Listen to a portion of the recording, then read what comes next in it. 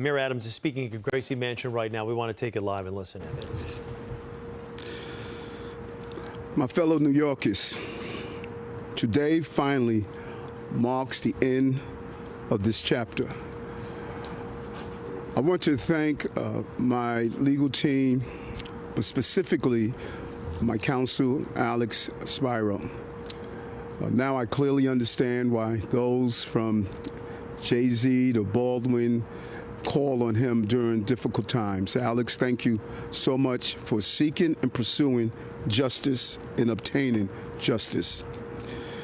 As you have heard, this case, the judge has dismissed it with prejudice, making it clear that it never can be brought back.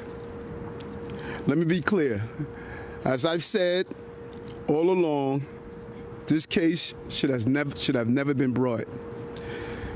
And I did nothing wrong. I'm now happy that our city can finally close the book on this and focus solely on the future of our great city.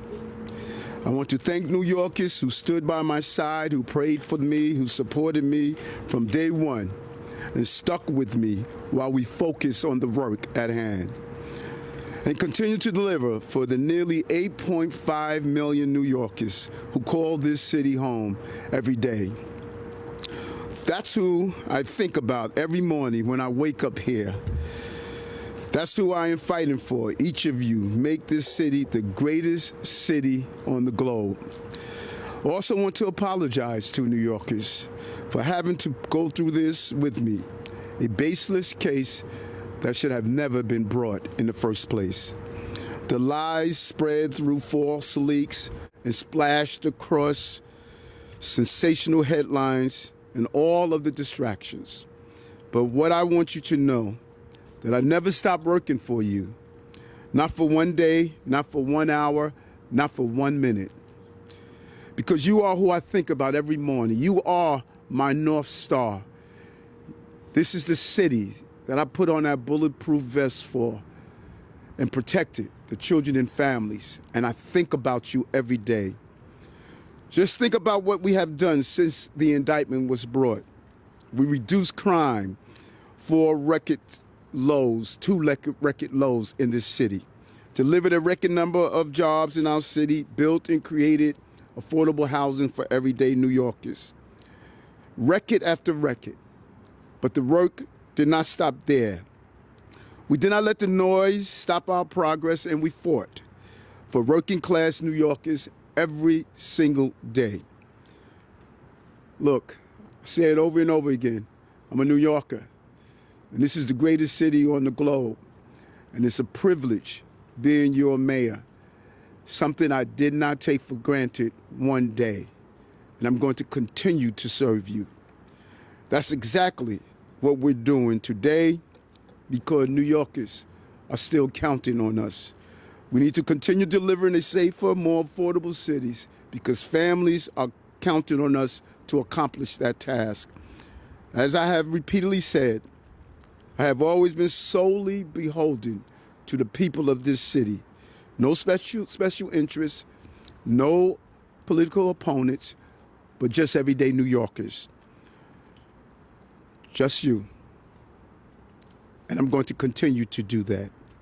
So today we turn the page, we move forward together because the real story of New York City isn't about me or this case, it's about you and the bright future we're building together. I want to say God bless you, New York City, and God bless what we have accomplished. And many of you know my faith. When all that came at me, Jesus stepped in, and he uses who he uses. And New Yorkers stop me all the time in trying to find the rationale behind this. And I found it in this book. I'm going to encourage every New Yorker to read it. Read it and understand how we can never allow this to happen to another innocent American. God bless you. Okay, you've been listening to the mayor speaking at Gracie Mansion here about 5-6 minutes there following the judge's decision that was handed down about 3 hours ago to basically drop all of the charges against Mayor Adams. Let's bring in Marsha Kramer right now to discuss this. We've been discussing this all morning. You know, the mayor is now free to run for re-election if he so chooses. Charges have been dropped with prejudice, which means the charges cannot be refiled. He thanked his attorneys. Of course, he has the Department of Justice to thank for stepping in and saying, you know what, this case is done. Well, I think that what the takeaway from what he said were two things. Number one, I never did anything wrong. Number two, despite all the headlines and the leaks and what he called the leaks, he never stopped working for New Yorkers, and he talked about his record of achieving for people even after the indictment was brought, in terms of housing, in terms of crime and other things. So that sounds to me like a man who plans to run for re-election. Yeah, so he's got some numbers on his side. What he does not have on his side is the fact that it wasn't as though the facts of this case were reviewed and the judge said, well, you know what, this really doesn't hold water.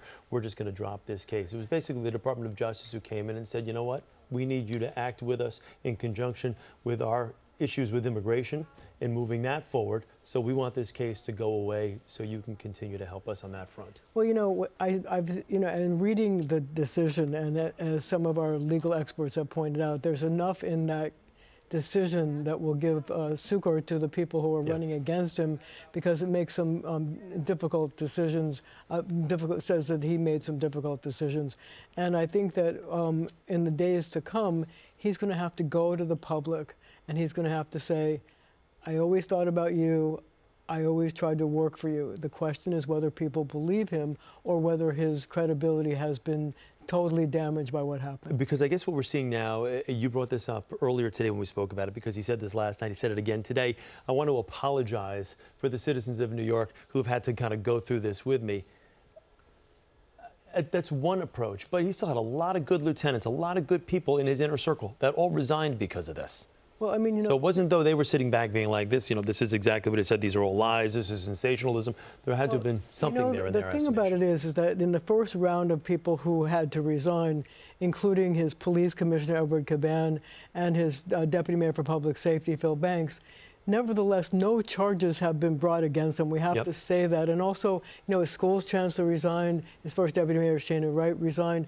So no charges were brought, but the FBI did, you know, confiscate their phones, and it did look like it was really bad. But nevertheless, now the question is this. So Governor Hochul, after this all happened, said that she was going to establish guardrails for the mayor to prevent any of this happening again. The question is if she's going to give that up and not have the legislature pass these guardrails, because he's now been declared in the eyes of the court innocent. Yeah, innocent. The case will go away, and as I mentioned before, with prejudice, which means it cannot come back, because that was something that was kind of being weighed by Judge Ho, and the Department of Justice even said when they first said, you know, we want to drop this case, there is the potential it could come back. That now will not happen. No. So the mayor has nothing to worry about on that front, and as far as any type of double jeopardy is concerned. So now he moves forward. I know we mentioned earlier, possibly as an independent. Will he run as a Democrat? Who knows? But it looks as though now that the path is kind of forged for him to run for re-election. Well, Chris, he has until tomorrow at midnight to decide whether to run for a Democrat, so he has to make his decision.